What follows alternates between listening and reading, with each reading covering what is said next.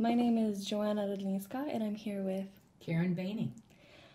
And today's date is November 17th, 2012, and we are having the interview at my home in Glencoe. This is for the Chicago area's Women's History Council, and the years that you have been an activist are?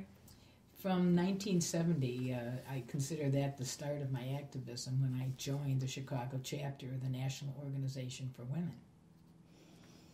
Now we're going to be going into the biographical snippet. What year were you born? 1945 here in Chicago. The place that you were born? At Augustana Hospital on the north side. Where were you raised?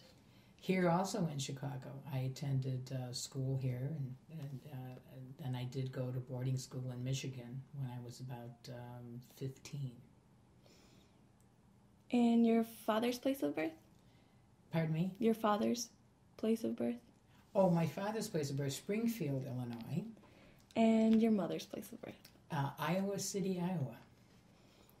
Could you tell me, what is your earliest memory as a child?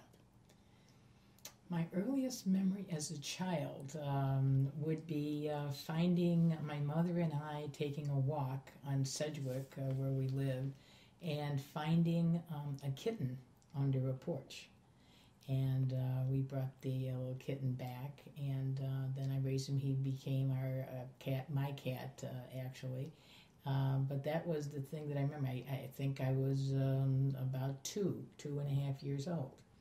And we had the cat until I was 12 or 13.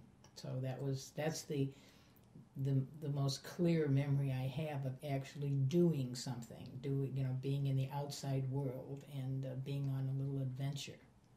What was the feeling that you had when you found this kitten with your mom? Well, I knew that the kitten was in difficulty and obviously hungry and cold, and I was glad that my mother was going to take the cat back home. So I was happy that I was going to be involved in rescuing this animal. During in your grade school side of your life, what was your favorite subject in school? My favorite subject in school, I would say, was spelling. I'm a pretty good speller, and so I like to, I like to show off a little bit. And I think my mother coached me a lot. I think that's why I was so good. I don't think that I was, just naturally good. I think my mother was a good speller.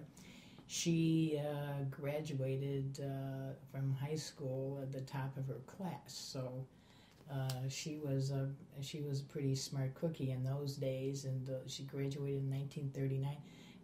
Those were pretty hard times for women. So for her to be the top of her class, she had to work pretty hard and stay on her toes. So she did. She helped me along, and I was a good speller. We did crosswords together and stuff like that when I got older. So she was a very big influence in my life. My parents separated when I was about 3 or 4 years old. So my mother was the primary influence, in my life. So she played a great role in your life. Yes, very important role. And she was, she had to go to work, and my whole family worked. We lived with my grandparents. And I think that she eventually became one of the first women to get an insurance broker's license in the state of Illinois. I mean, she took the test a couple times, but she studied very hard. But she became a broker. So she, with 3 or 4 other people, had a little business also. And I saw my father very infrequently, but he had his own small business. He was a pharmacist, and his business was located on the southwest side. So it kind of was in the family, this business of being in small business and kind of standing up and working a little extra hard in order to make a living. So that was a very strong motivation for me, and I think that when we talk further, you'll see that came out a lot in my work in the women's movement, is that I was always very willing to jump out there and do stuff that was a little scary because I had developed some confidence by watching my mother be able to succeed. Was your were your mother and father religious? Yes, my mother was my Sunday school teacher. My godmother was an African-American woman who introduced my mother to the Methodist Church here in Chicago. She came from Iowa, of course. And her family, my great-grandmother, they were Methodist also in Iowa. So when she came here, she was looking around. She got a job in a doctor's office. And she was introduced by my eventually would be my godmother, to the Methodist Church here in Chicago. And my mother then became the Sunday school teacher for the church. And I then played the piano in the Sunday school. And so then when my mother and I moved to Oak Park, we continued on with the Methodist Church there. And then when I went away to boarding school, it was a Christian Science boarding school. Very different from Methodist, but I would say that we are practically, very practical about our religious affiliations. My father was Catholic. I think that there were some differences of opinion about religion, in the relationship. I think that there was some effort to have me raised in a different religion than my mother was. So I think there was some. As this is not unusual to have these difficulties. In which ways do you think your religious background shaped your knowledge of sexism? Now, being a Methodist and having my own mother be my Sunday school teacher and having a leadership role in the church, I'll be honest with you. I actually saw the church as being fairly enlightened about women, and we were Protestants. And I felt that, because I had lots of friends who were Jewish and Catholic, the neighborhood that we lived in on the north side was, very ethnically and religiously diverse. We lived in Uptown. So we had many friends and acquaintances and neighbors who were of very diverse religions. And I knew that Protestants, my mother's and my situation, was much more liberal toward women than some of my friends' families' stories that I heard about what was going on. And so I don't feel that was a block. It may have been the opposite. It may have been influencing me to be more accepting of the fact that women could, if they chose, have a greater role. What was it like going through the Chicago school system and then until you were in 9th grade? In the Chicago schools, I think I was very fortunate, had a really good experience in the Chicago public school system. And I was involved in Future Teachers of America, and I would help out until the substitute teachers came. If the teacher wasn't able to come in unexpectedly in the morning, I was in a group of students who would go and just take care of the class for a few hours until a substitute came from downtown. So I was, involved with that. And I think that the whole school system, the whole Chicago public school system, which is one of my clients now, ironically, but the whole school system, I think, was very open. Again, we were in the north side, so we had a very liberal curriculum, and so I think that was a very positive experience. Then when I went away to a Christian Science boarding school, that was a whole nother animal. That was a very rigorous and strict, and I was just like, what is this? I mean, it was very shocking. Now here the irony is, the founder of that religion was a woman, Mary Baker Eddy. And even though I was very impressed with that, and I was already, I think, a feminist by that age, I was still kind of shocked at the strictness and the rules and regulations about what you could and couldn't do, which were not the exposure that I had in a Protestant church, which was much more putting the responsibility for your actions on the person, and saying, you know what's right and wrong. You gotta take care of what's right and wrong, as opposed to being told these are the rules. You have to follow. So I think that in that regard, I had a very good range, because I had a very, very strict situation with the Christian Scientists, and you had a very encouraging and open situation with the Methodists, with the Protestants. I mean, the Methodists are like notoriously more progressive. They're not a religion that imposes a lot of rules on you. I think it's interesting that my mother pursued that. When she came to Chicago, she just picked up on her early training and stayed with the religion that she had been raised in. Why did you choose to attend the boarding school? I really didn't choose that. My family chose it. I was not adjusting well. We moved to Oak Park from Uptown, and I was not adjusting well. I was not.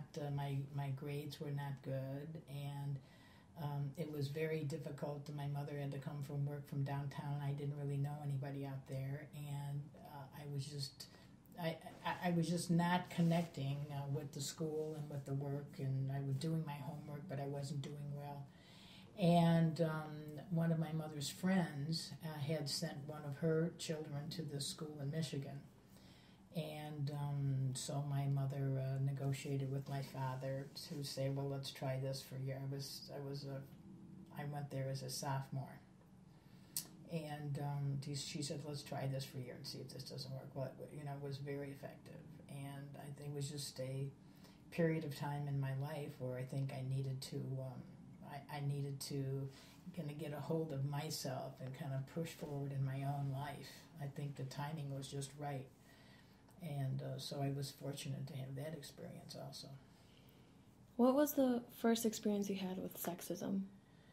With sexism, well, I knew from maybe 10 or 12 years old. I knew because my mother and I would go to the movies every week, so I'd seen a lot of movies, and I was like, and she would tell me stories about.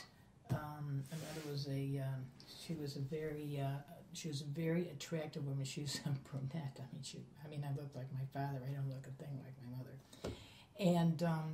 She would tell me stories about, salesmen would come in and, blah, blah, blah, and, then they'd make their pitch and everything, and then they'd come back, a half an hour later and ask her to go out.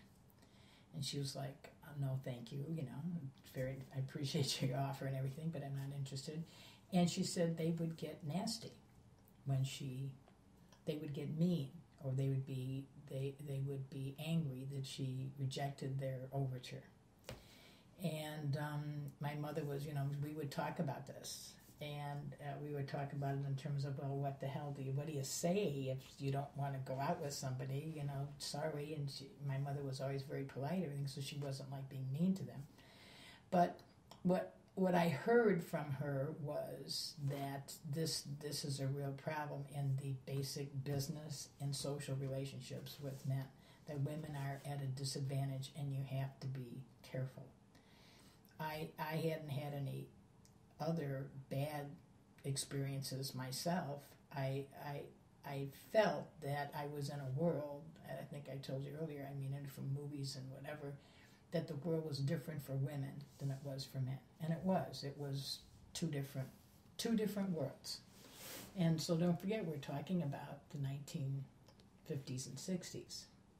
If you can't even fathom, what that must have been like, because, like I said, still, we don't have full women's equality now, and we're way beyond, we're 60, 70, 60 years beyond that. So I think that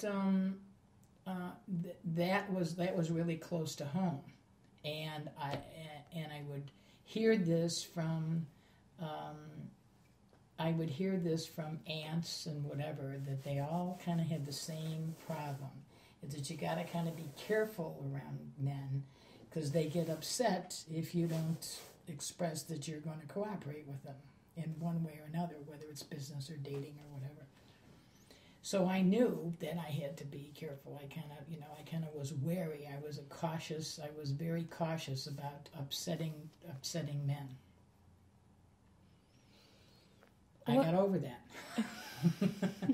I got over that. A little later. Go ahead.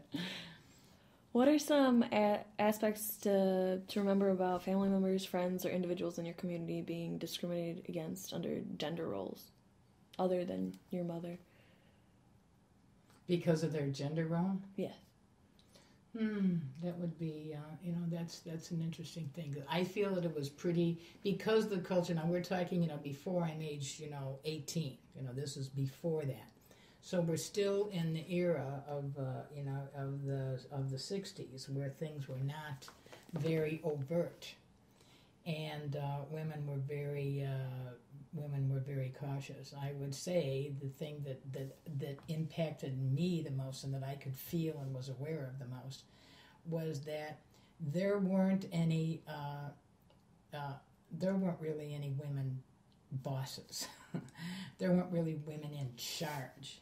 No, there were really no women in charge as far as the eye could see.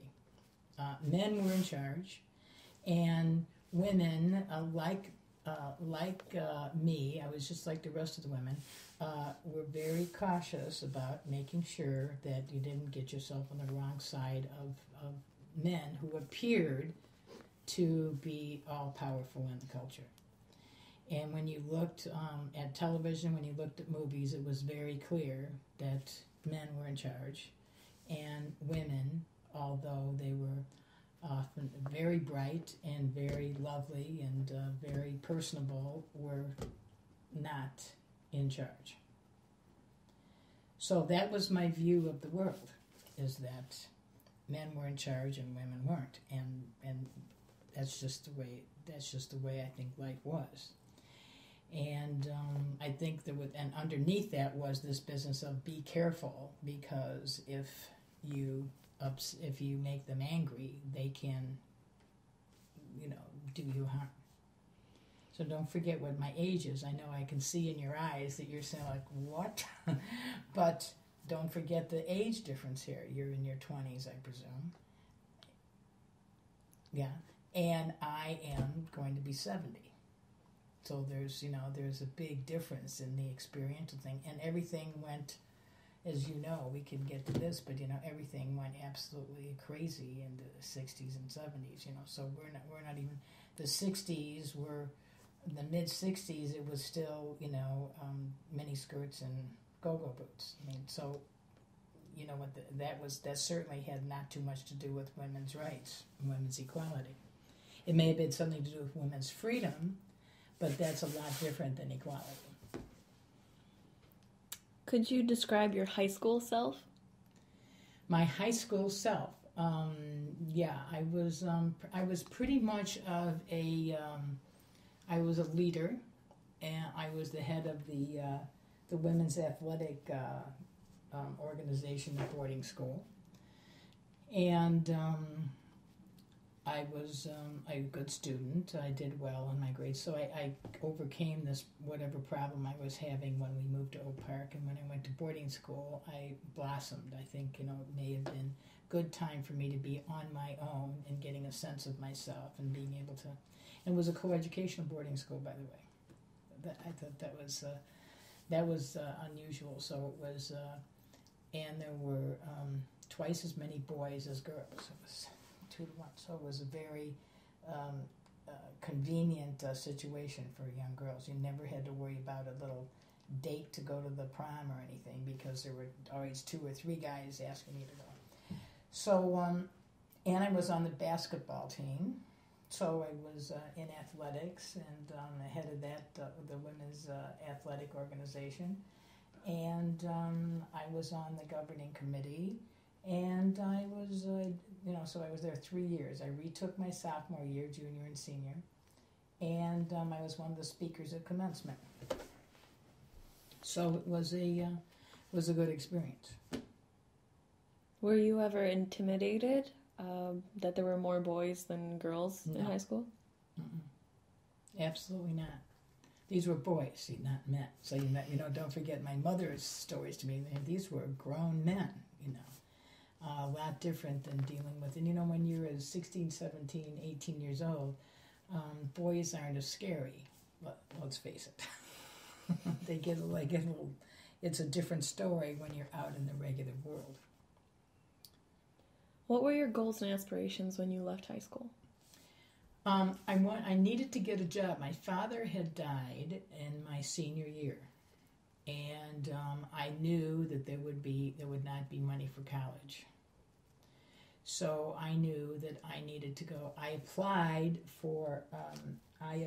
to Duke University to a pre-med program because I really wanted to be a doctor. Medicine had been around my whole life. My mother had worked in a doctor's office. My father was a pharmacist. My aunt had brittle diabetes. My another aunt had multiple sclerosis. So it's like my whole orientation was, there's a whole lot of sick people in the world, and somebody's got to help them. I mean, I'm very oriented toward fixing stuff. When there's a problem, I'm going to fix it.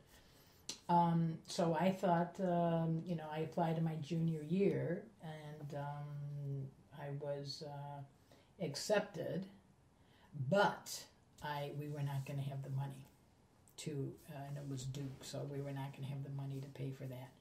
So I knew when I graduated that I would have to go to work and then I would have to go to night school. And that it was going to be dicey. I mean, medical school was very expensive. And wasn't sure. It was a lot different when you know the tuition's going to be paid than when it's not. Your drive is a lot different. If everything's going to be fine, the money will be there, okay. And if it's not, then how much do I really want to do this? Because I'm going to have to probably have a job on campus in order to pay part of my tuition. I mean, and I just didn't think that I could do the studying and have a job and make it work. So my thought was that I was going to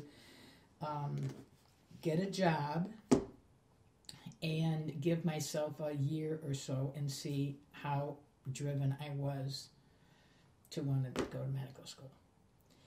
And I was not driven at all to go to medical school.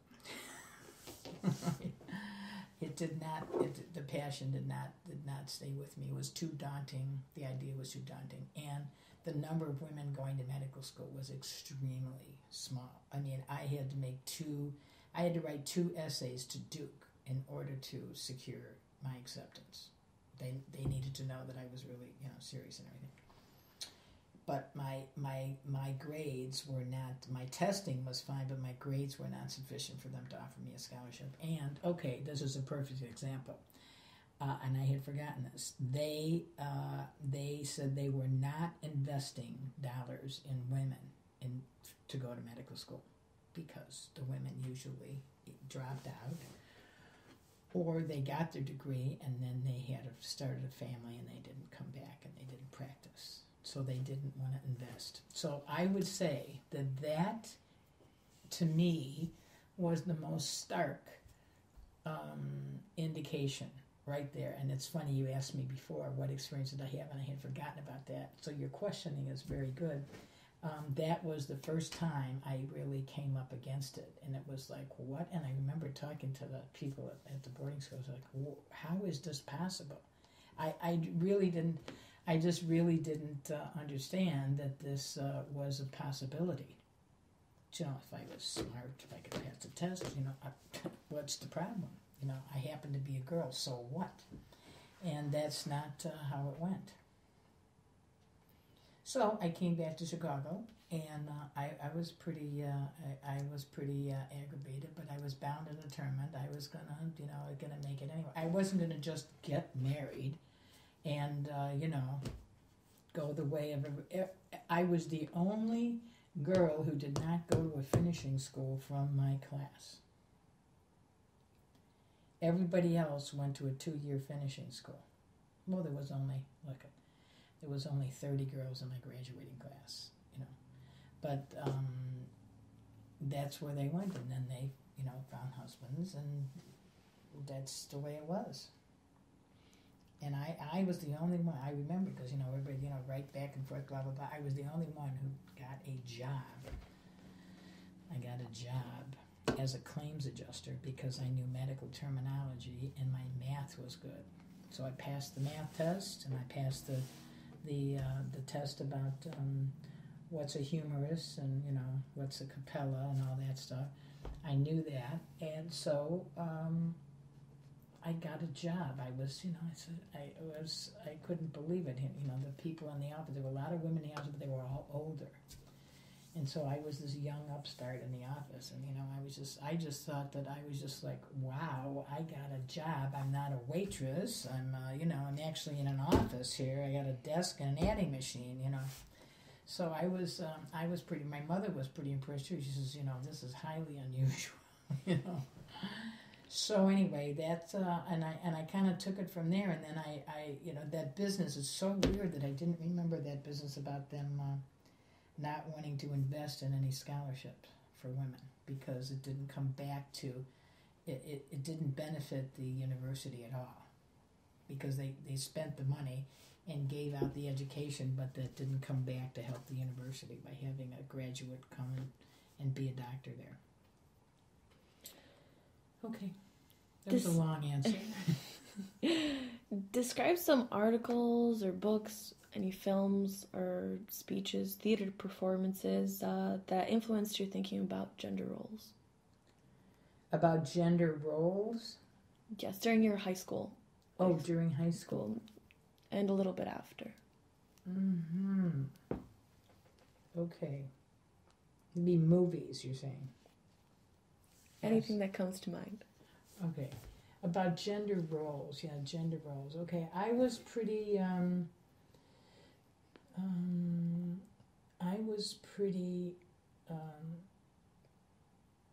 I would go, there was a theater downtown called the Clark Theater.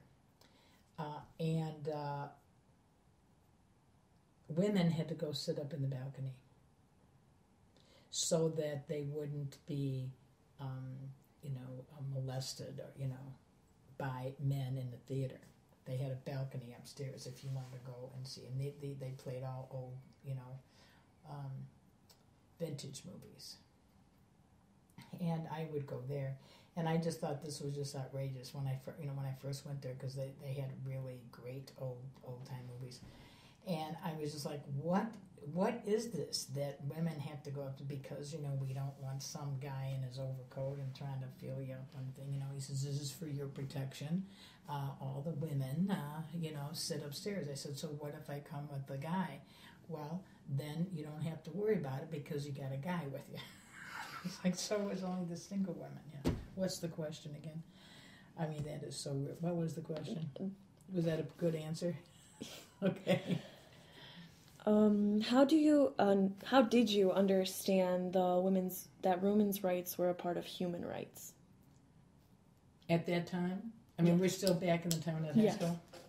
No understanding at all. None, no understanding whatsoever.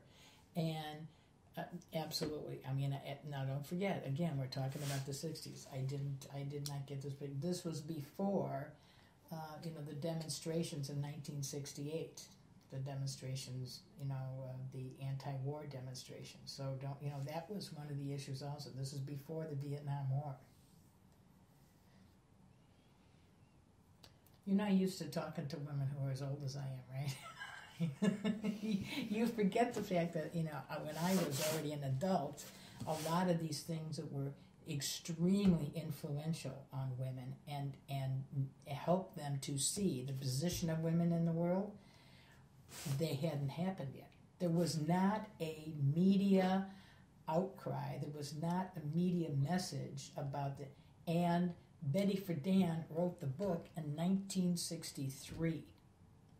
So it wasn't really in the popular culture because the story hadn't been written. And so when I joined now a little bit later than that, and I started working with Mary Jean, who was the president of Chicago Now, and she had a mail-order bookstore that sold, it was called the New Feminist Bookstore, and she sold history books about women two women all over the country. She advertised in little university stuff, whatever. And I helped her because I was good at math and I was good at organizing and good at basic business things. I filled the orders, sent them out, took them to the post office, put the money in the bank, blah, blah, blah, blah, blah. And I started reading some of the books. And that's when it's like my eyes got big as half dollars. It's like, how did this get by me? Why didn't my mother tell me this? Because my mother didn't know. And my mother, in my mind, she graduated at the top of her class. She was a smart cookie. She didn't know this. And here she was out in the business world, and she didn't know this. My grandmother certainly didn't know this. I mean, who knew this? My lady friend, my young girlfriends, they didn't know this. We didn't talk about this problem. We talked about how to get a boyfriend, or isn't he cute, and blah, blah, blah. We were not talking about something that we didn't know. The thing that Friedan says is it's the problem with no name. You know it's not right. You know that the world is not equal and it's not a flat, it's not a flat, even floor here. But you don't exactly know what's wrong. Is it the guys? Is it the girls? Is it everybody? What is the problem? But you just had this feeling that it wasn't right. But there was no way to really articulate it or give it a name. That's why it was called the problem with no name. You know that it's not right, but you don't know what to call it. There was no such word as sexism.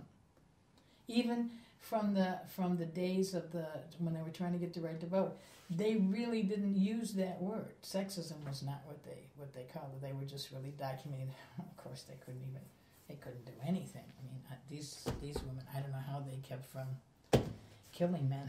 I mean, because it's like, they couldn't do anything, for Christ's sake, literally, besides not vote. They couldn't go out on the street unescorted. I mean, it was just absurd.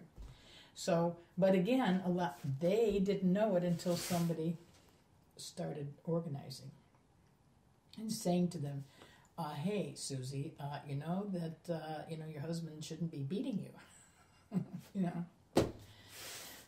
Okay, all right, so next. Is this giving you the material? I mean, are we doing fine? Yes. Okay, good. I just wanted to ask also, when you mentioned men and women were treated differently in society, I was just wondering, in high school, how did you learn about sex? Just in the general term. You did it. You didn't really talk about it. At all? No. Because to girls, with your girlfriends and stuff, you were not going to admit that you were having sex of any size, shape, or form. And the guy usually taught you how to go. I mean, women really didn't know how it goes. They may understand, they may have understood masturbation, but they didn't understand the mechanics of sex, and it's sort of like, you got to do it in order to understand it. And usually the guy was the one that was going to explain it all to you, and introduce you to it and indoctrinate you into how it gets done. So that just wasn't something that and absolutely the most important thing talked about with other women was he nice? Was he interesting? Was he a good kisser? And that's about as far as it went. Good kissing was about the only thing that was discussed. Nowadays, of course, open season. Everything can be discussed. Then, it just wasn't. And I don't think there was a language or a comfort that even allowed that discussion to go on. You could think about it in your head. You could fantasize about it, but it was not a subject for social discussion. At least not in the circles that I ran in. Now, it may be different culturally in other situations. There may be a more naturalistic approach to it. But again, Protestant, middle class, and generally, moderate politically. So that just was not in that cultural strata. Now you look back on it, it's almost laughable how uncandid, or the lack of candor about sex is just like, how did anybody make babies? I mean, it seemed like nobody, it was so taboo that it's peculiar given today's standards. How did you personally learn about sex? That way, from a guy that I was dating. That was, we just, progressed along, and, and it was a very, it was secretive and furtive, and, not that we had to, make plans to, be together and stuff like that. So there was not an openness, either, in the culture or even among, best friends. I mean, best girlfriends, didn't talk about it. There may have been some assumptions that you were doing it, but there was no discussion about it. How did you struggle with your sexual preference as a developing individual? With my sexual preferences? I was straight until I got into the women's movement, and I had 2 relationships with women that were related to the women's movement. And I don't know whether or not this was a function of the awareness of the extreme isolation of males and females in the culture, and that's what, now we're talking the 70s, now we move forward. There was just this extreme experience of men was over here, the experience of women was over here, and it was just like, they don't understand us, we don't understand them, and so it's just not going to work. And so that was pretty much that was pretty much the attitude of all the women that were involved in the early women's movement, is that there really was a big difference in the attitude about this between males and females, and it was, in that period, openly discussed. And there was the beginning of an acceptance and a tolerance for relationships between people of the same sex. And I mean, it was that even people within the women's movement were like, I'm not doing that, And then there was another group who was like, and what's the problem with doing that? I mean, there was a big tension for about 10 years inside the women's movement as a whole. As the huge, taking in all the different organizations. There's a big tension about how relationships with the same sex were viewed. And it even impacted the politics within the organization in terms of who would be acceptable for leadership and who would not be. And as time went on, so as we moved into the mid-70s, it became much more comfortable for everybody to be talking about the whole question, not only as women, but the whole larger question of males relating to males, and then males and females who were relating to the same sex talking to each other about the fact that this was a larger issue than just relating to someone of your own sex. So then that's when I don't think that it really became commonplace for politically aware people and progressives to have that conversation until the mid-70s. I mean, it was just so suppressed. And of course, people who were way out there, of which I consider myself to have been, kind of moderate, not in my attitude, but in my comfort level because of my background, my more conservative background. And I really, it took a long time for the local women's movement to really get that all worked through, because there were like 3 or 4 different, let's say, tiers of women's organizations. in the Chicago area. So it was there were extremely different views on lots of political matters, not just issues relating to sex and same-sex relationships, but everything, the war, the economy, unions, I mean, it was all over the place. And which for me was fine, because I had very different attitudes about a lot of different things. I didn't think that it was all one pot. I felt that you had to really work through each of the issues, that it's not just one pot. You just don't throw in and say, okay, fine, I'm with everything. No, I wasn't with everything. I had to work it through. Where am I on this? Where am I on that? Where am I on the other? And sometimes I was on the outside. How did you first become aware of your sexuality within the feminist movement? Aware of it? I think it just evolved. I was working with people, and some of whom were of interest to me, and we just got together, and that's what happened. And then it changed. My life changed, and I got married to a guy, and I got divorced, and I got married to somebody else.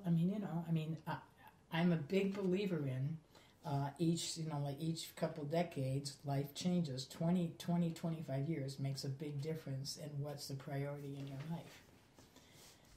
How are you treated because of your feminism? Now, that's a good question. I think really poorly.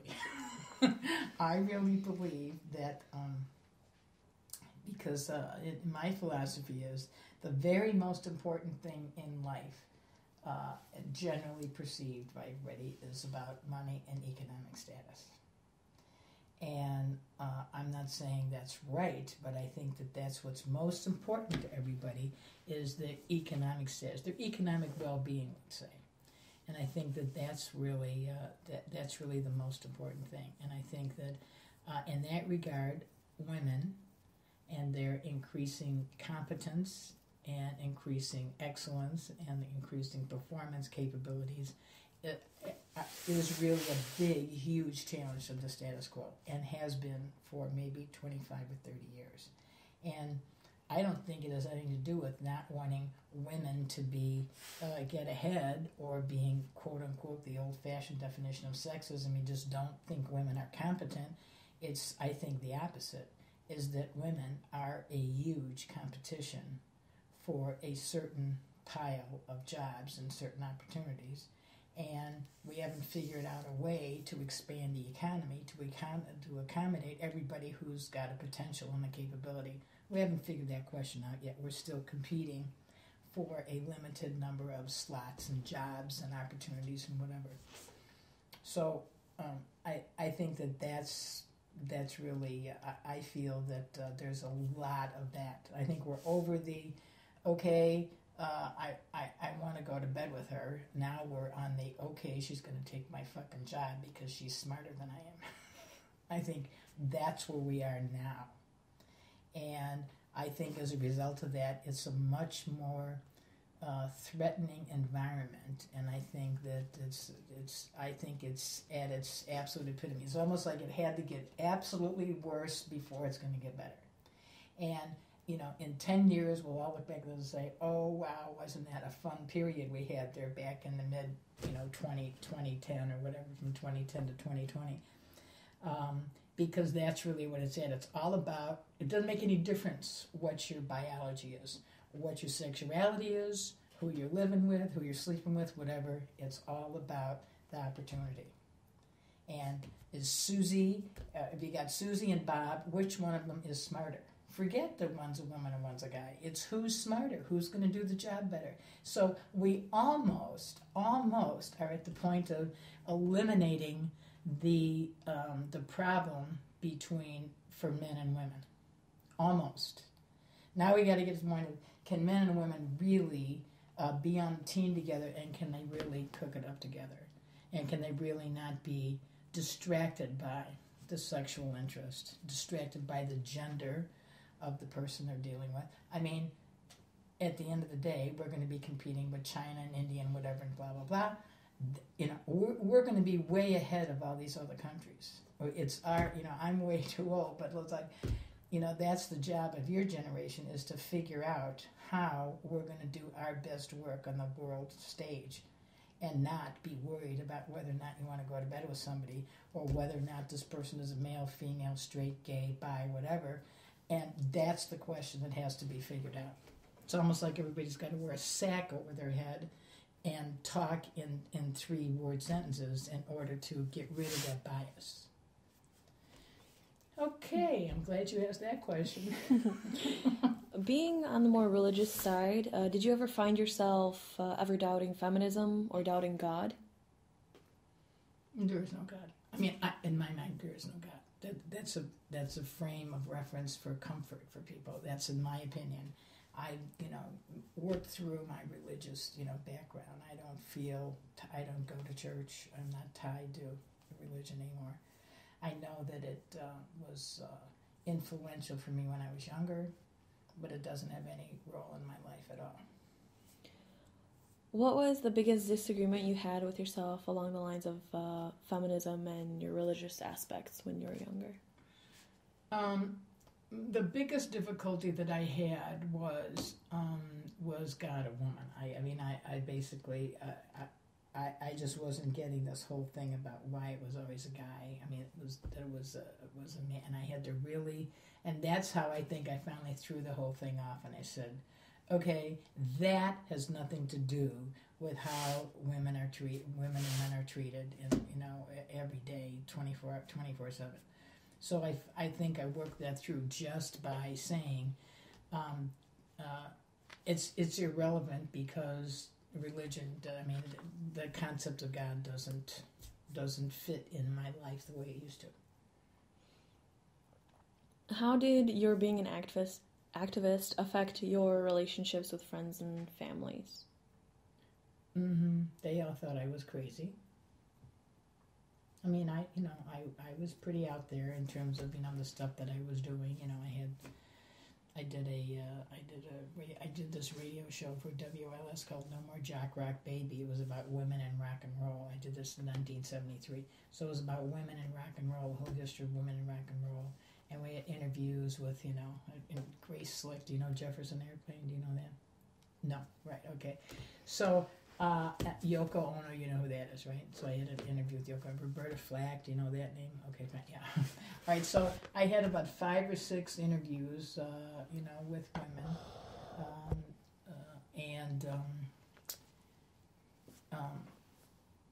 I think that was. Okay, tell me what the question is, because I'm like on a reverie here. How did your being an activist affect your relationship with friends and family? Right. So when I did that show, and I co-wrote it with the rock critic of the Chicago Tribune, Lynn Van Maitre, and she was very, very smart about basically about music and rock and roll in particular, and I'm just losing my focus here. What is the question again? How did your activism affect relationships? Okay, good. So my family, they just didn't understand this at all, because there was a column about me in the radio TV column in the Tribune, and the radio TV column in the Sun-Times, and they were like, "What is this? Why are you doing this?" And they were a little taken aback, and then I would, a demonstration for this or that or whether, and I'd be right in the front, with the placard and whatever, and they'd like, "What are you doing?" And that was part of the difficulty, is that was where I realized that I had something to offer. I was a risk taker, and I felt fairly confident of myself after I had worked through some of these questions, and I had done all this reading when I was helping Mary Jean in the bookstore.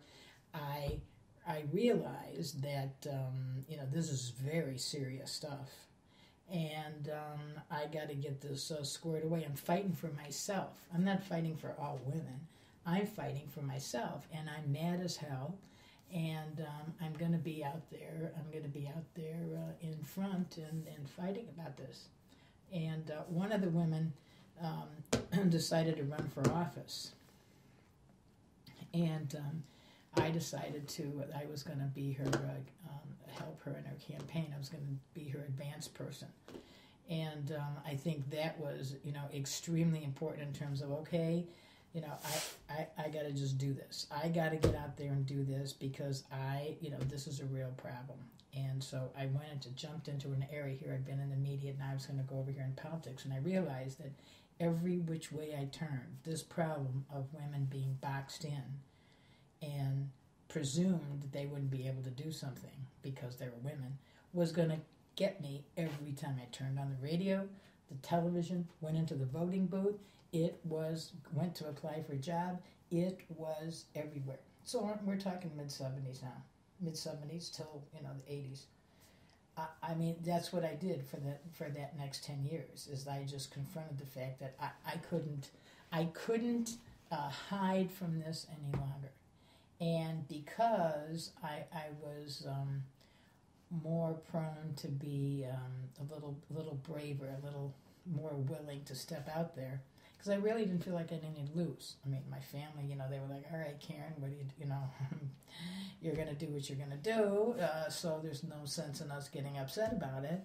And my friends were, go girl, do what you got to do. And so I think that's why I wound up doing these things, because I didn't really feel at risk. I knew I was always going to be able to earn a living. And I also knew that other women were a little bit less willing to take the risk, and that if I jumped out there in front, that might bring a few more women along, because they'd say, okay, well, let's go, And so we did some things that just kind of, even like Indians at a war party would dance around the fire with war paint in order to get their courage up, because it was very challenging. And that's kind of how I felt sometimes, is that, okay, we got to do this. It's really going to be scary, but we got to do it anyway, So, okay. Define feminism in your own words.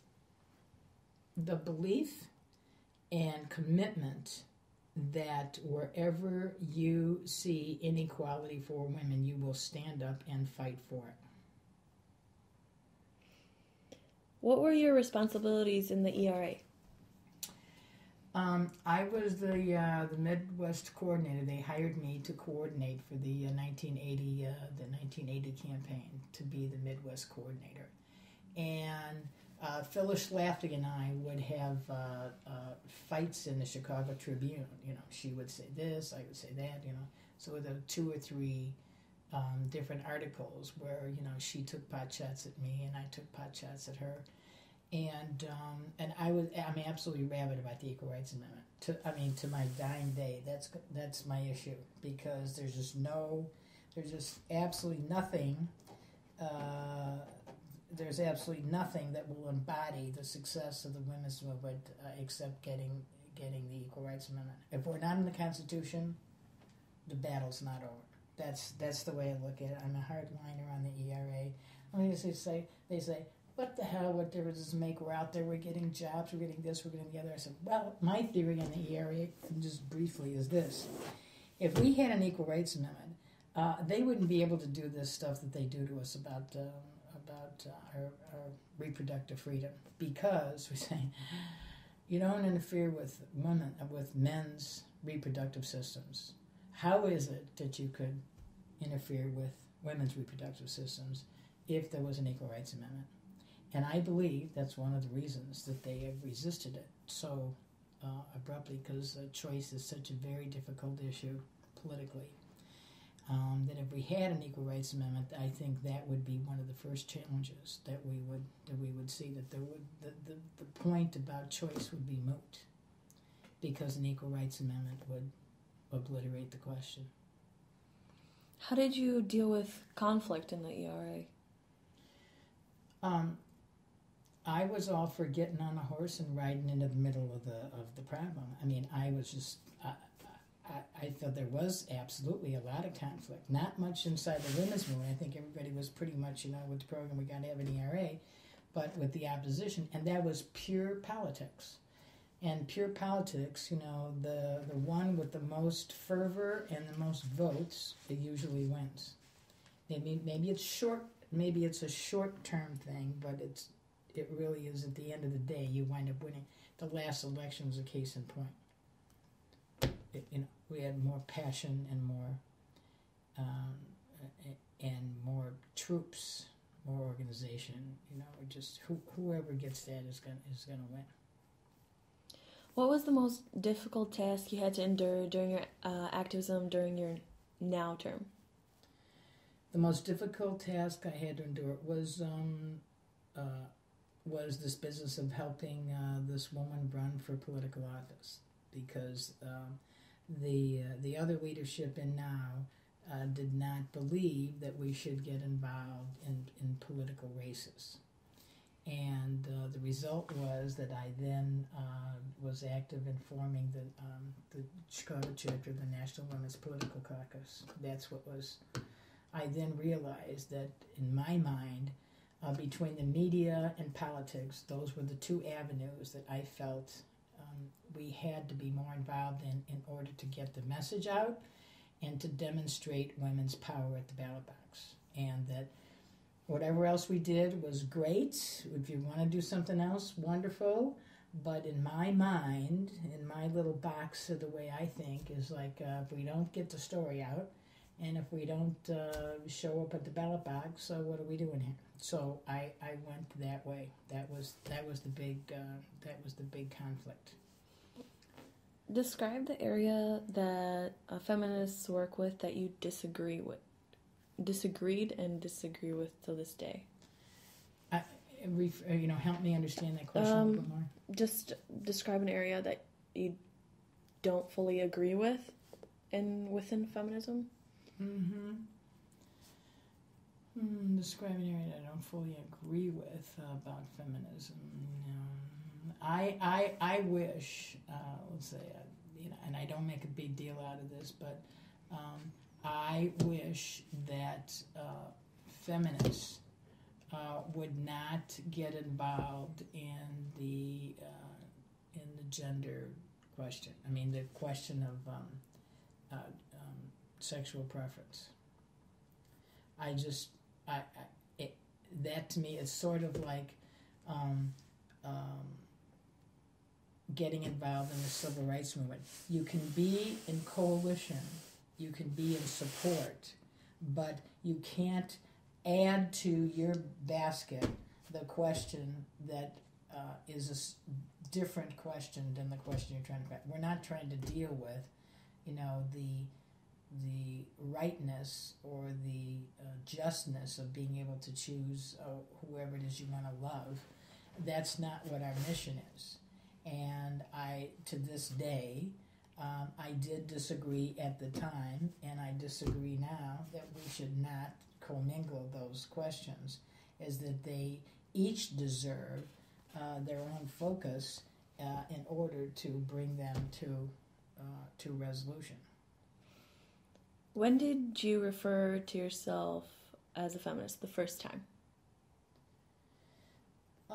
I think when I walked out of that first meeting in 1970, I knew I was feminist.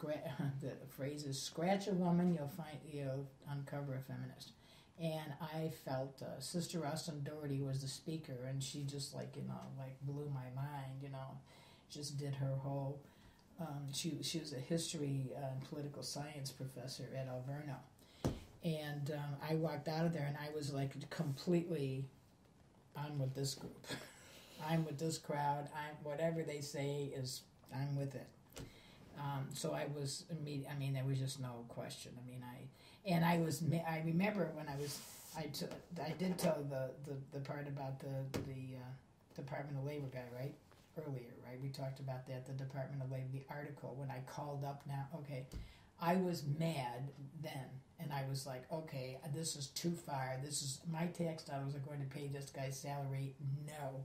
So I was pretty hooked, and then I went to the meeting, and then that was it. I mean, for 2 years, I was just like, that's all I could. That's all I wanted to do was work on the women's movement, and that's basically all I did. I don't know how I think I got fired from 3 jobs because I was always on the phone. Describe your favorite counter argument to Phyllis Schlafly's Stop ERA campaign. My favorite argument to Phyllis Schlafly's Stop ERA campaign, there's a difference between favorite and most effective, I mean, I think that my favorite argument to her, and we only had one debate, and it was on a phone. It was a radio show. It was on a telephone thing. And my thing was always, what are you afraid of, Phyllis? What do you think is going to happen if we have an equal rights amendment? And she said, well, Karen, it was always some wild abstraction that never really condensed down to anything.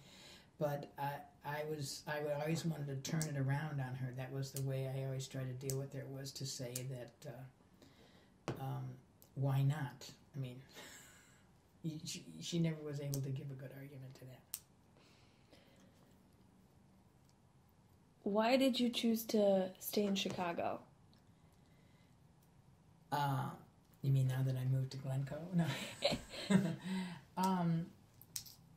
Stay in Chicago as opposed to going to New York or something like that. I like Chicago, and I like Chicago politics. I like the artistic atmosphere. I like the ethnic variety here, and my family was here. What was distinctive about the Chicago women's movement? Very practical and very intense. I think they were very, Mary Jean and Mary Ann and some of the other leaders were very astute about. They were both students of the civil rights movement, so they came from Milwaukee. And there was quite a complex civil rights movement in Milwaukee, and they both were involved in that. So they were very schooled about, the step-by-step process that you had to do in order to get community recognition, to get credibility, the kinds of things that you did, the kinds of things that you shouldn't do in order to, distract the public's interest in things. So I think that was the most important. The most important thing is that they knew they were very astute about how to make sure that we got our points across. Mary Jean was a great public speaker, and she was tough. She was very petite. She's, I think, just barely 5 feet. No, she's probably 5'2". But she was very powerful speaker. And she spoke in, large terms, and I think that's, that was one of the reasons that the movement here did so well. During the 1960s, did you have any serious relationships? During the 1960s, yeah, I had a relationship. I was kind of very involved in a young man from 7th grade, actually. So that was like in the late 50s, and I lapped over into the early 60s, and that he and I were very involved. One of the reasons that my mother, I think, decided to move to Oak Park, we were not of the same religion, and he was Jewish and I was not, and this disturbed his parents and disturbed my family. And I think they felt, I don't think they felt anything other than the fact that we were both bound to be hurt by the complexity of this, situation. And so that was a very difficult scenario. But that was like I would say, first big love of my life.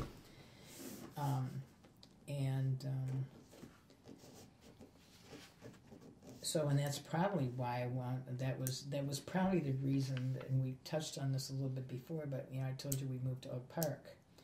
And I think that I was, very distraught that our families were very against this relationship.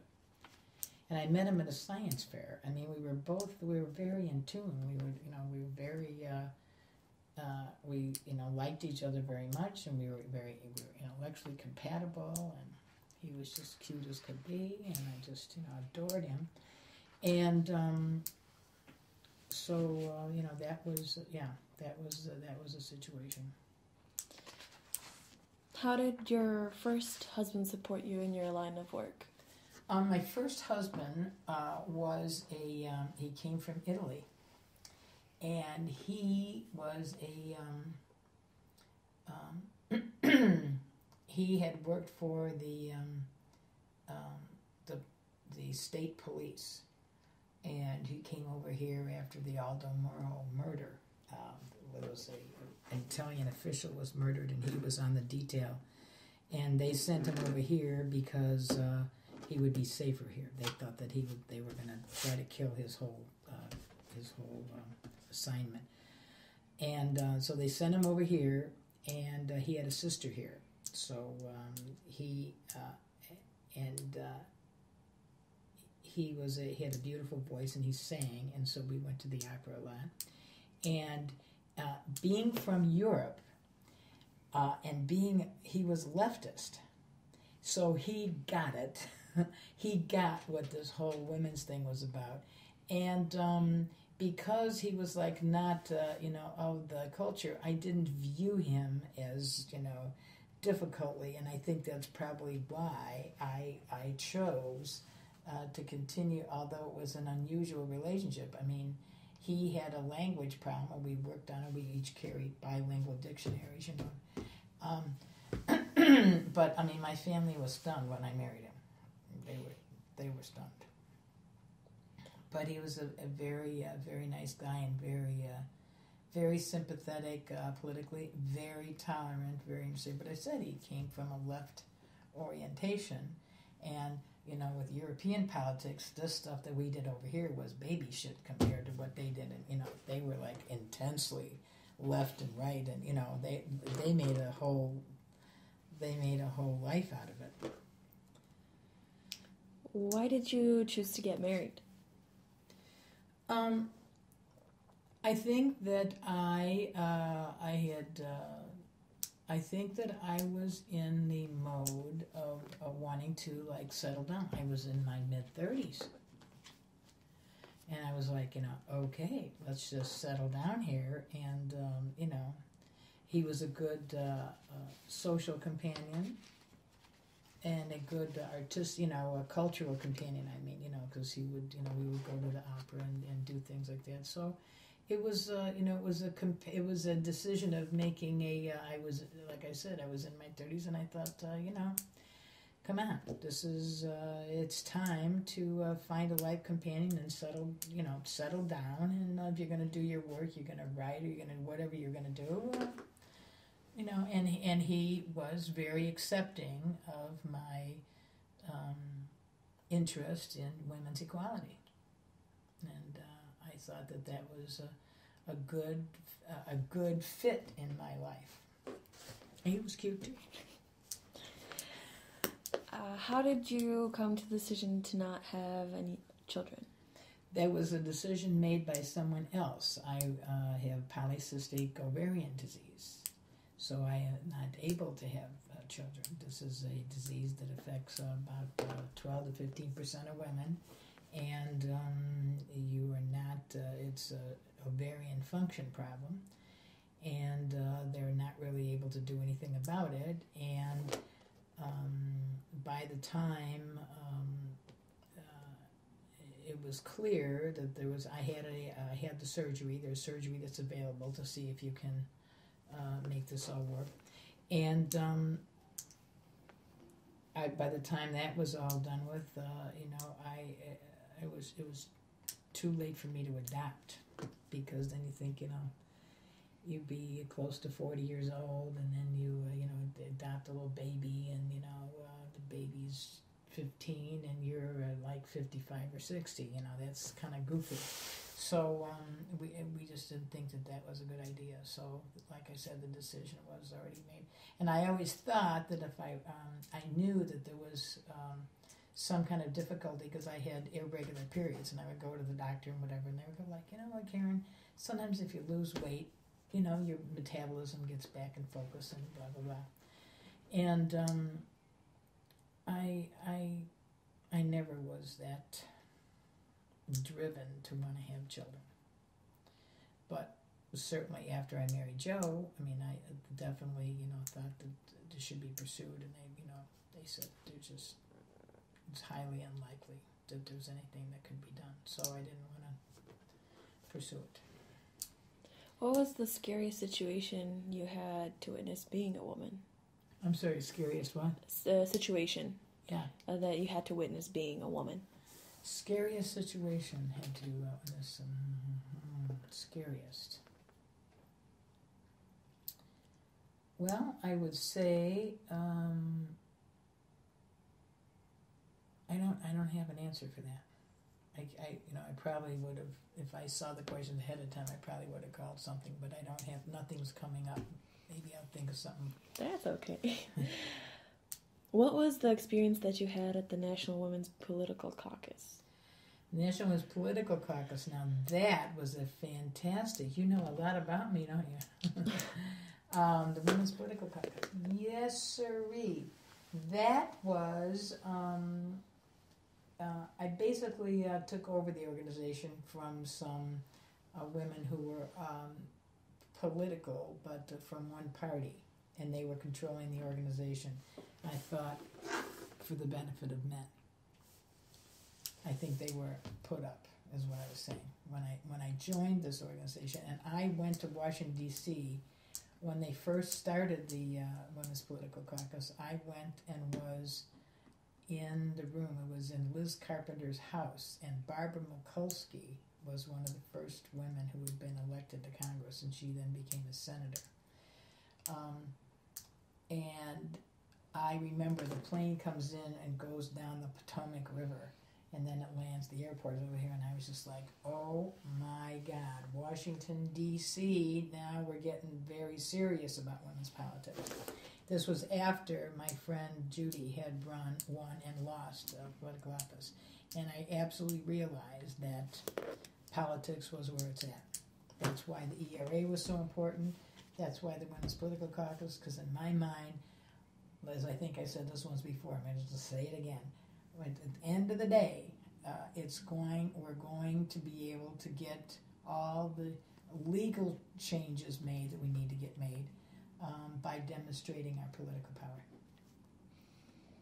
What were the direct action demonstrations? What were the direct actions? What? Demonstrations. The demonstrations? Yeah. For the National Women's Political Caucus? Well, what we did more was education. I set up a program to teach women and their campaign managers and campaign staff how to run a campaign, and brought in the companies that did this for male campaigns to do a presentation and talk about how much does it cost to buy these mailing lists, how much does it cost to have a street crew to cover X number of precincts. And really get down to the nuts and bolts. Forget about the fact that, okay, now we don't have to convince each other to run. There's enough women out there that want to run. And then I stepped aside and took a less prominent role than the chair, so that Dorothy Brown could be the president of the Women's Political Caucus. And then we did a huge thing at the Chicago Historical Society. We had Karen Mosley Braun, we had this one and that. We had, all of the women's organizations, League of Women Voters and ERA Illinois. We tried to put together this group and say, okay, now we're going to stick together and we're going to start electing women. And one of the women that was there was Miriam Santos. And she was the treasurer, and I don't know if you're aware of the story, but she got herself crosswise with the Democratic Party, and she wound up going to jail for some aberration in how she solicited funding for her own campaign. She apparently crossed a line. I don't know the details of how this all went, but she apparently crossed a line, and there was some pushback on that, and she eventually served some time, and she has since retired from the political scene.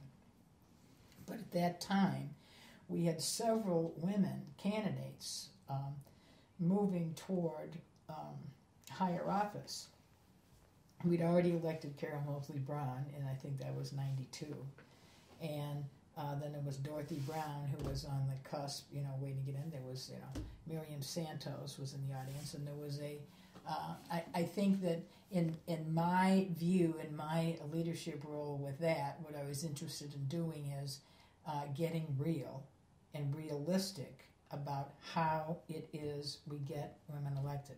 Now, there's two schools of thought on this, and that's one of the reasons that I'm not as active as I thought I would remain, and that is that the leadership of the major parties understand very well the power of women at the ballot box. And so what they've done is they have made their own outreach, and in my opinion, they have solicited and convinced some women to work with them to the point where the women are not able to be as independent as I and folks like me would prefer them to be able to be. And so I felt that I had done the work that I wanted to do, which was to create an atmosphere that was positive for women to think about running and providing the information about how to run, what resources were available.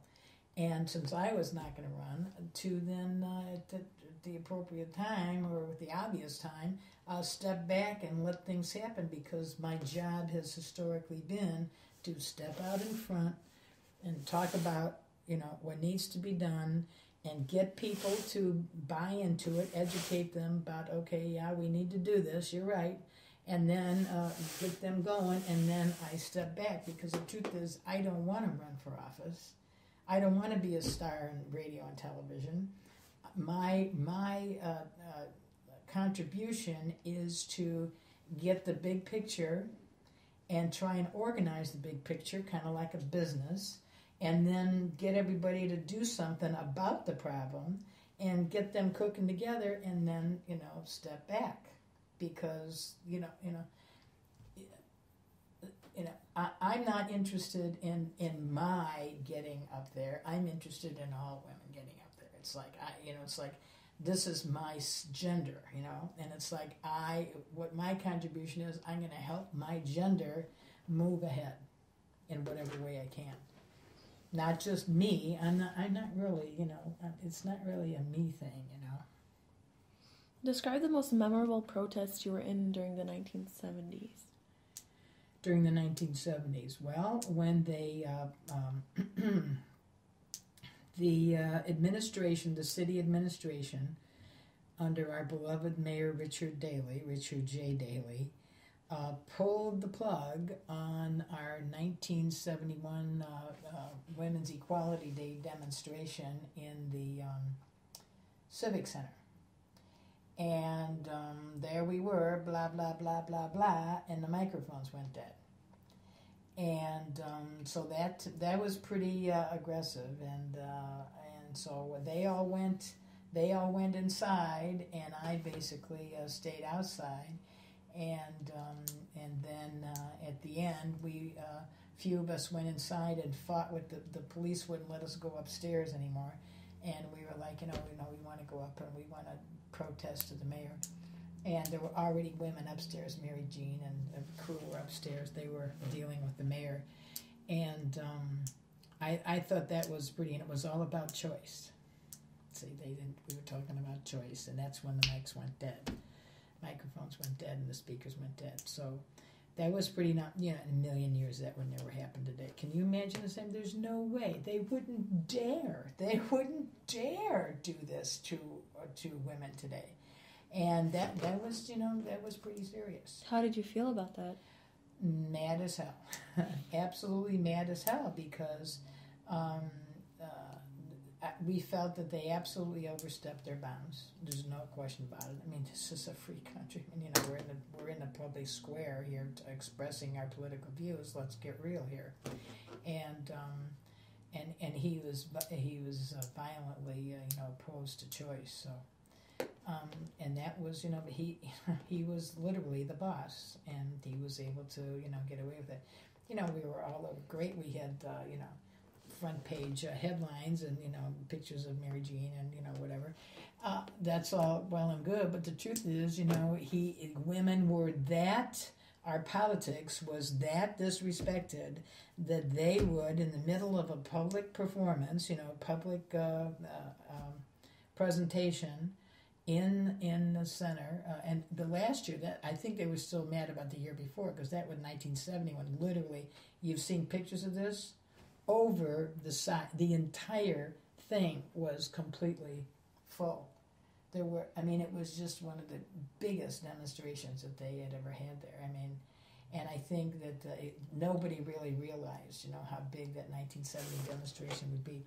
We were leafleting people as they came. We really understood what we were doing that in 1970, because when they came from the trains from the suburbs, we were there with leaflets, so that when they went to lunch, they would come out to see it, because the women's room was still kind of freaky at that time in 1970. So it was kind of freako, these women are going to be, what are they going to be doing?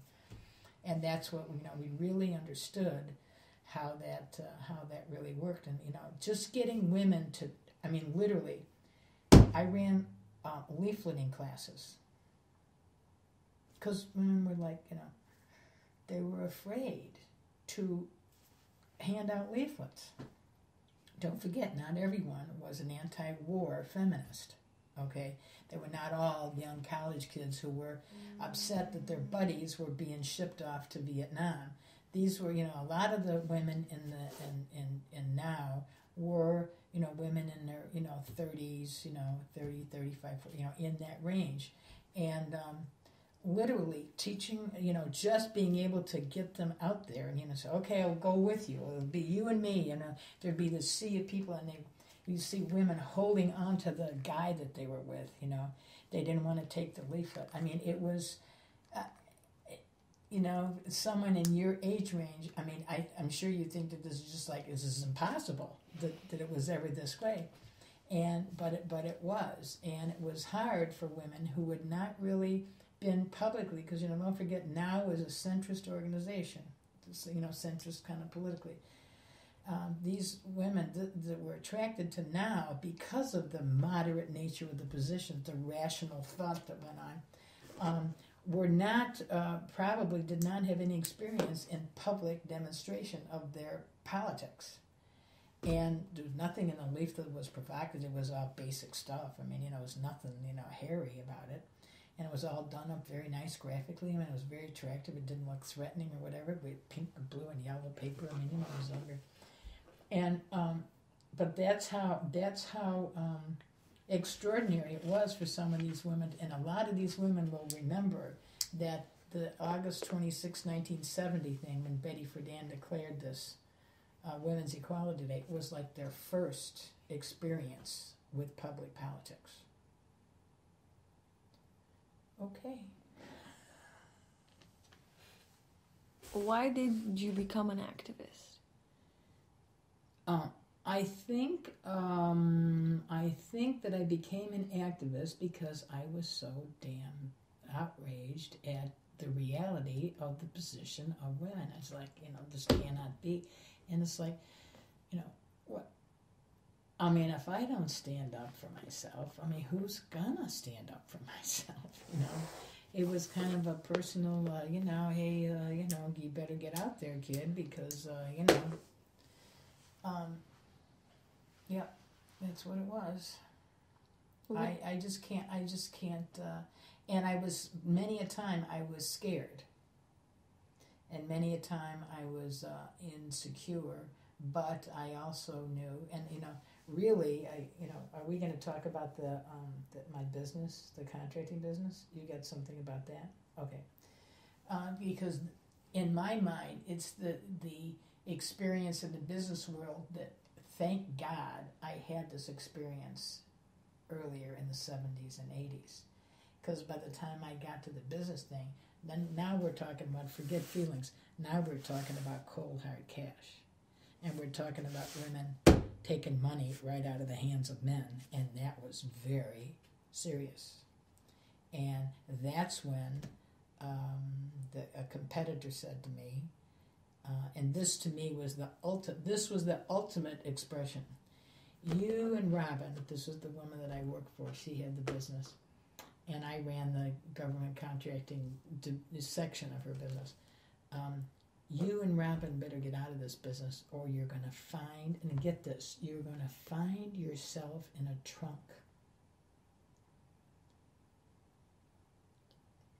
Meaning they were going to kill us and put us in the trunk of a car. And then when it smelled so bad, somebody was going to open up the trunk and find 2 dead bodies. And I was like, this guy totally means this. This guy, he was a competitor. We had been beating the crap out of him by pennies, half pennies, quarter pennies, and that's how this game is played. It's thousands and thousands and thousands of cases. And so the difference between one bid and another bid is a very small amount of money. And our philosophy was, hey, let's bid low because, we need to get the business and then build it up. So he and his family had the business for decades. And he was just beside himself. We were kicking his butt all the way down the line, and everybody was like, "Who are these people? Who are these women? Who are these women?" And that to me was, all feelings aside, I felt, this is a perfect example, I felt if I did not fight him hard, they were going to kill us, literally. Not because we were women, but because we were competitors who happened to be women. But this was unheard of. This was unheard of. That women were going to beat the crap out of them, toe-to-toe, nothing about affirmative action. We just happened to be women, toe-to-toe competition, and we were going to be lower. It was low bid, and that's all there was to it. And that's the arena that I'm playing in now, is huge quantity of products that are sold to the government, and it's all in food. It's all food stuff. And the B part of what has been done there is that I am a big believer in affirmative action. I think that is an extension of the question, all the civil rights questions that we're dealing with. And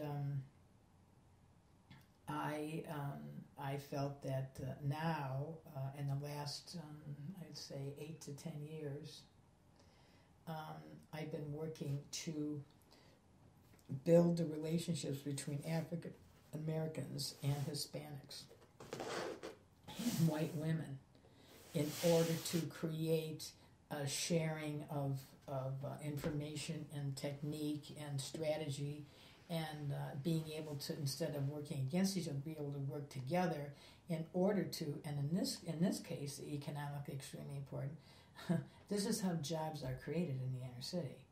Why should we let somebody from outside Chicago take our tax dollars? I mean, that's just, to me, that's just stupid. But if we don't cooperate, if we don't coalesce, and we don't have joint ventures, in order to make this happen, it'll never happen. So that's what's going on.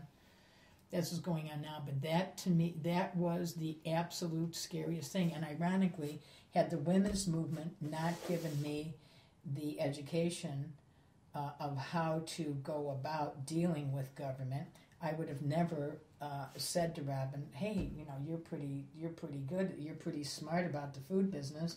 Why don't we get certified and see if we can't, bid to some of these contracts in Chicago?" And I would have never done that. She would have never done that. So my experience and her experience came together, and we were able to make a job. And before she sold the business, we had 23, we created 23 jobs, all of which, except for like 3, were Black, Hispanic, or women jobs. I mean, because that was part of the mission that we were on, is that not only to learn together how to do big business, but how to create local jobs. So that's kind of the, and I got to take that all back to where we first started, is that there was definitely an influence, an attitudinal influence in me about if you're going to do something that is going to make an impact. I think that's part of what I took away from my experience with the Methodist Church was, fine, do something, but it should have a component of a greater good attached to it, not just for yourself. As an activist... I hope that answered some question. It did. Okay. As an activist, what keeps you going? I think what keeps me going is that I believe that what I invested in emotionally and economically is productive. And so I feel that when things turn out well and progress is made, I feel that I'm accomplishing something, and so then you just kind of want to keep doing it if it's going well. It's like when things don't go well, you're like, okay, let me try something else. This is going well. I've been doing this since the late 80s, so this is 25 years. 90s, yeah. This is 25 or 30 years. I'm going on like 30 years of this. And I unless I'm going to be too sick, now I have someone who does the daily grind work for me, because I just cannot do all these calculations and all this caca, And so I deal with the customer relations and the supplier relations and the politics, and when anybody gets their feathers ruffled, I kind of step in and say, okay, now let's talk about this, So that is, what keeps me. And I have an extraordinary, my second husband, who is just an extraordinary guy. And we are both, he was in politics too. And so we just have, a huge common interest in, he was very active in the civil rights movement. And is very active in progressive politics. And we have a common view of what you need to be doing with your life. You need to be doing something that has a meaning larger than your own pocketbook. And so that's, that makes the work have a little bit more at the end of the day, because you have someone to share, war stories with, and so it makes it feel, that it's over. It makes both of us feel that it's right. So he just retired from being the 46th Ward Democratic committeeman. So we had years, and he was committeeman for 8 years. So we had years of oh my God, all the. All the work that goes with electoral politics. There was all of that stuff, and so. But that makes a big difference. Is that you have someone who understands why the work is more than just work, because it's not just about the work. Today, women make 77 cents to the male dollar. Regardless, still, right? So it's how amazing. Yeah. Your feelings about that? My feelings about that are more women need to go into business. If business is not paying them, then women need to find, partners and get into the entrepreneurial side of the business, and so that they can get out of the economy what they put in. And that's A. B. I was a big supporter of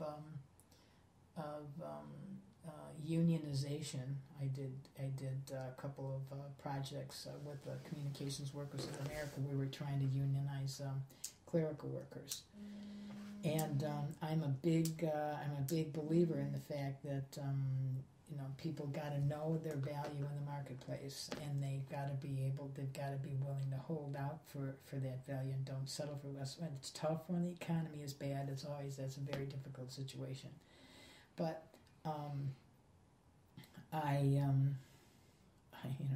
certainly the Equal Rights Amendment would have something to say about that.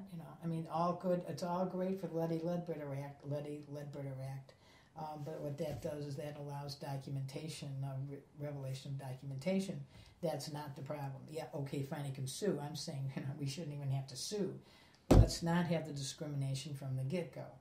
And that may be partly, education. Certainly in the old days it was about, women were going to work a few years and they were going to make a family. Now that's just not true anymore. That's not the guiding schedule for women anymore to determine their work life based on when they're going to have children.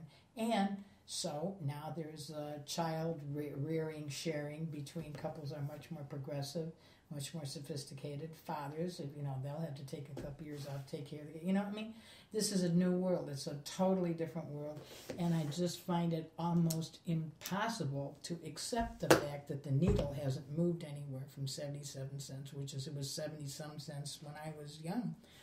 What is this problem? What do you think? I hate to, sound like a bomb thrower, but do we need to go into the Department of Labor and review these statistics? What the hell is the problem? You think that we'd be able to find out what the problem is when we looked at the statistics. Is it because the technology is taken over and the women are not moving into technology, as a career choice as much, because that's where, a lot of the rewards are.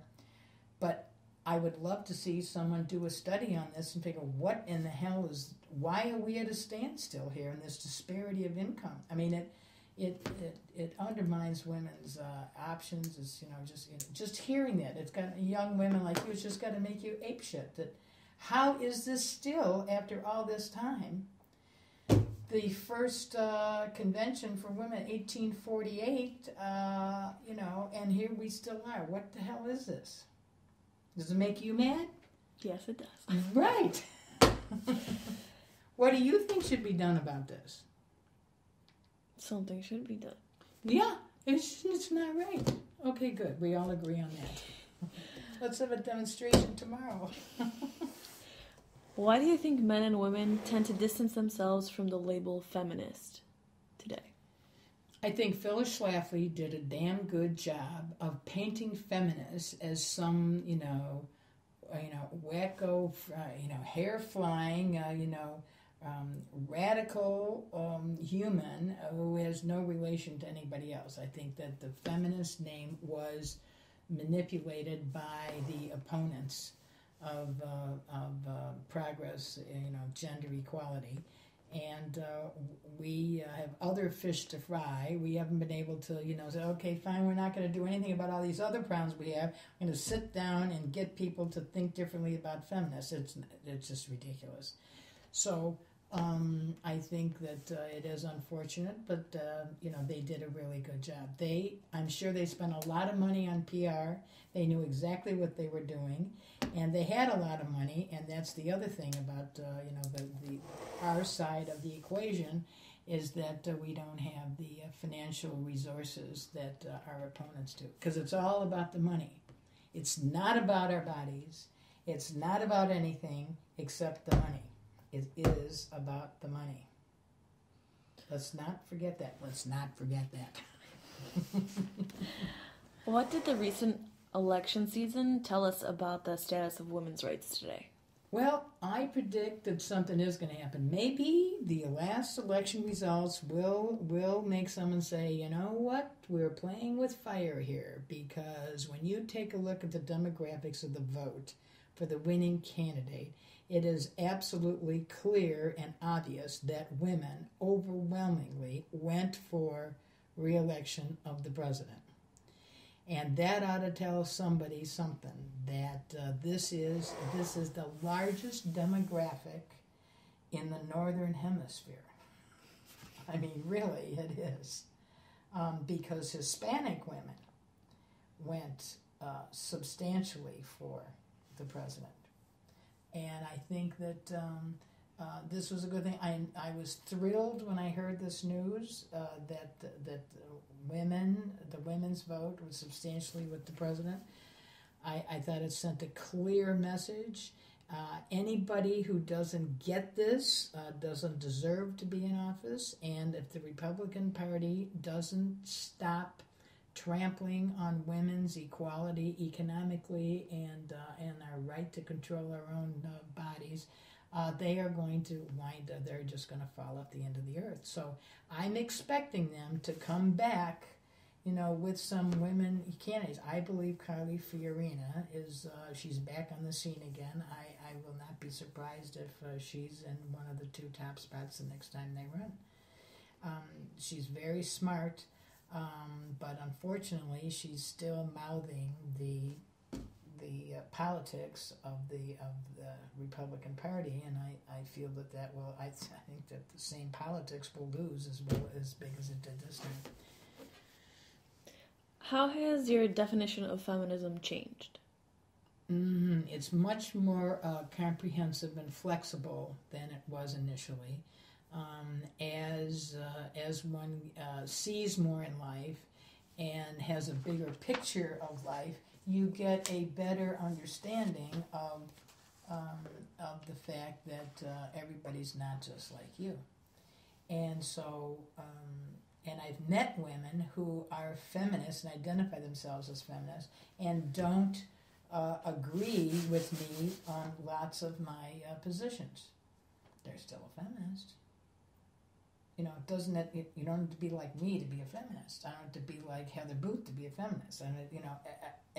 Feminism is women who believe that we're not treated fairly yet. I think when that happens, we won't need feminists anymore. I'm sure there'll be some still lurking around. If I'm still alive, I'll probably still be a feminist. But I think that's the real change here, is that the change will come when we get full equality. And I think that's still a generation away. When I say generation, that's 20 years.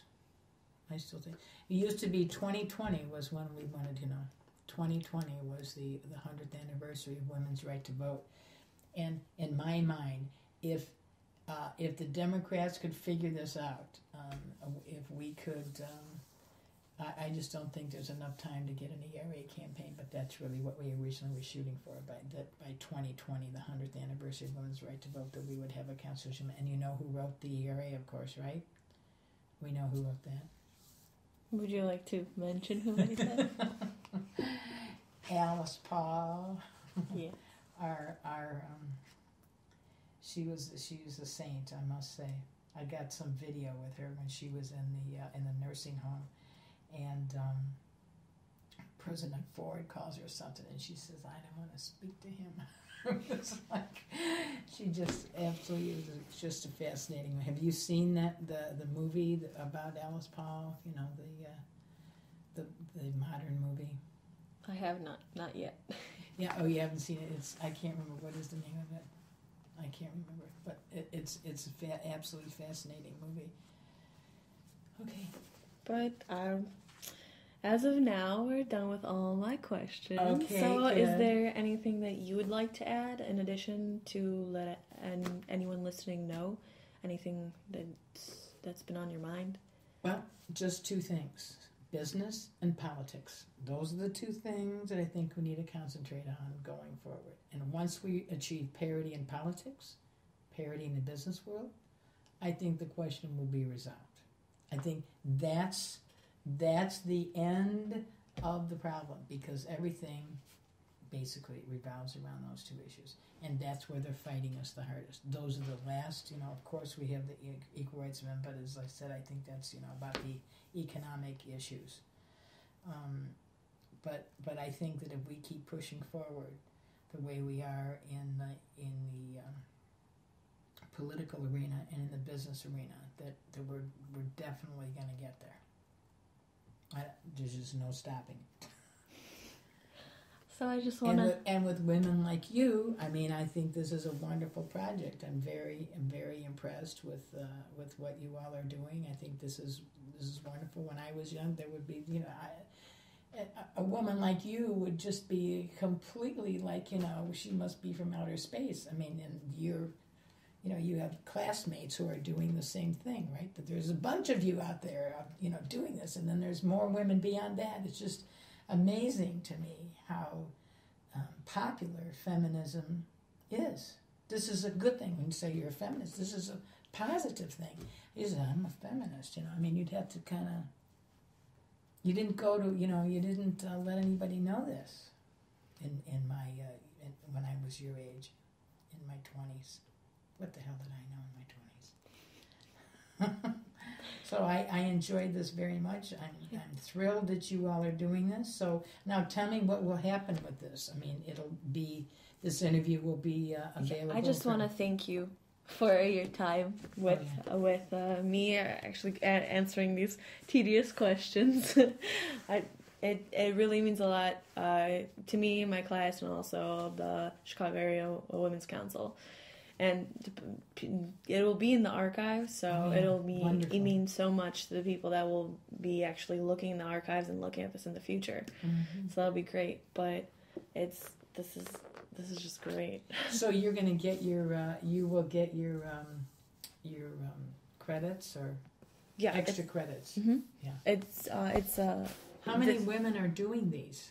These interviews. There's 10 people in our class. Yeah. There's actually 2 boys in our class. Really? Yeah. How's that going? It's pretty great. Really? They're really into it. That's wonderful. That is wonderful. Yeah, they really So like they'll be in the archives, and that's just wonderful. Yeah. And then you also can contact Mary Ann Johnson, because she's really interested in like the documents and different kind of artifacts also. Oh yeah, I got an artifact out of basement. Yeah. So just in case you want to right. get some out there. Yeah. Right. Definitely.